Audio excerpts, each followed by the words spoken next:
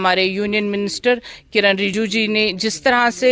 point by point اس کے جو amendments ہونے جا رہے ہیں وہ بات کی، اسے کہیں نہیں دکھتا ہے کہ اس میں کوئی بھی بات ایسی ہے جس سے خدا نہ خواستہ کہیں پہ کوئی بھی نقصان ہوگا مسلمانوں کو، جبکہ یہ بتایا گیا کہ اتنے سالوں میں کہ کیا آمدنی رہی، کیا ہمارا ریونیو رہا پورے وقف بورڈز میں، اگر ہمارے مسلمان غریب ہے پورے انڈیا میں کیوں ہے، جبکہ ہمارے پاس اتنی زمین ہے، تو ہم اپنے جو ہمارے مسلمان ہیں وہ کیوں لینڈ لیس ہیں، کیوں ہوم لیس ہیں، کیوں وہ پڑھائی نہیں کر پا رہے ہیں، کیوں ہمارے پاس بہت ساری پریشانیاں ہیں،